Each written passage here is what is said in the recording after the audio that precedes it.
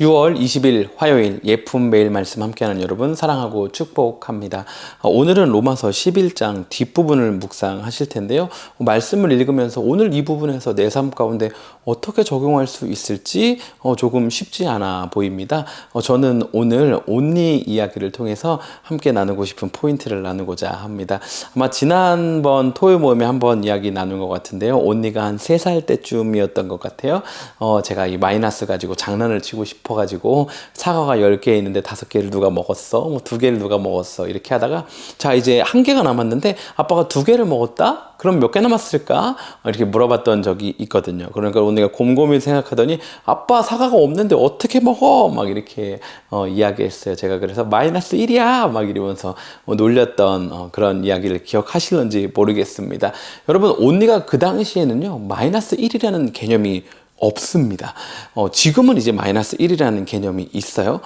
이제는 거의 8살쯤 됐으니까요. 그런데요, 8살쯤 됐는데요, 이제는 어떤 개념이 없냐면요, 언니야 이제 밤에 빨리 자 하면 싫다는 거예요. 왜 밤에 자야 되냐고. 책도 못 보고, 게임도 못 하고, 아무것도 못 하는데, 놀지도 못 하는데, 왜 밤에 자야 되냐고 막 땡깡을 부려요.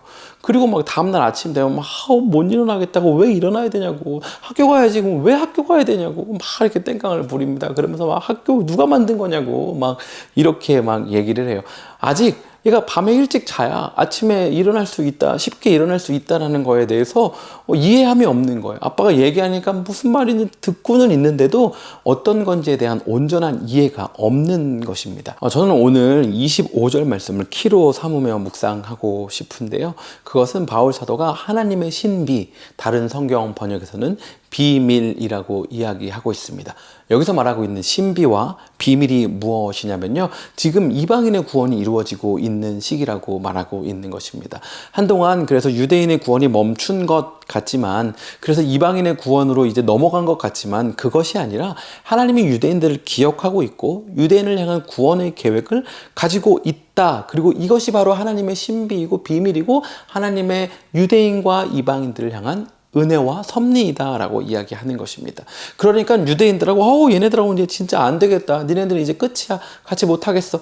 이방인들 이제 보니까 좀 희망이 보이네. 얘네들하고 해야지. 오구 하고 막 짝짝꿍 이게 아니라는 거예요. 이러한 비밀과 신비에 대해서 이야기하면서 33절 이후부터 바울 사도는 하나님의 지식과 지혜가 풍성하며 깊고 이것을 다 이해할 수 있는 어떠한 사람도 없다라고 이야기합니다. 여러분 제 이미지가 어떤지 잘 모르겠는데요. 제가 10살 때 목사로 살겠노라고 헌신했습니다. 교회에서 늘 제자반에 있었고 훈련받으면서 자랐어요. 어렸을 때 기독교 방송에도 출연했고요. 그리고 선교단체에서 훈련도 받았고요.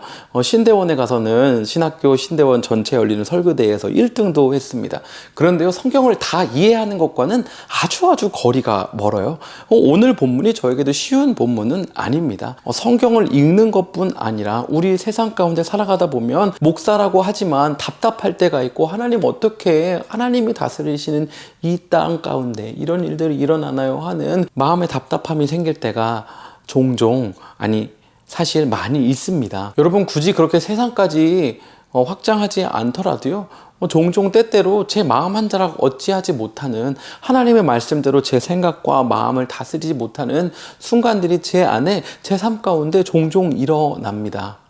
여러분, 저와 여러분이 하나님의 은혜로 예수님 믿고 구원 받았지만 그렇다고 하여서 하나님의 모든 것들을, 하나님의 모든 계획을 다 이해하고 알 수 없다라는 것입니다. 그렇기 때문에요, 오늘 말씀처럼 나 구원받았다고 구원받지 못한 일을 얕잡아 보거나, 혹은 내가 구원받았는데도 내 삶 가운데 이런 모습이 있구나 하면서 자책하며 살 필요가 없다라는 것입니다. 날마다 하나님의 은혜에 감사하고 또 하나님의 비밀과 신비를 깨달아가는 그 기쁨 안에서 살아가는 것이 바로 우리의 삶의 모습이 되어야 하는 것입니다. 여러분, 오늘 하루 사는 동안 우리의 삶의 자리에서 하나님께서 지금 나를 왜 이곳에 이러한 상황 가운데 놓아주셨는지 그 비밀과 신비를 깨닫는 그 기쁨을 누리는 하루 되기를 간절히 소원합니다. 여러분, 이게 베스트 프렌드잖아요. 베스트 프렌드는 나와 이 친구만 알고 있는 그런 비밀들이 쌓여갈수록 더 더 끈끈해지고 친밀해지고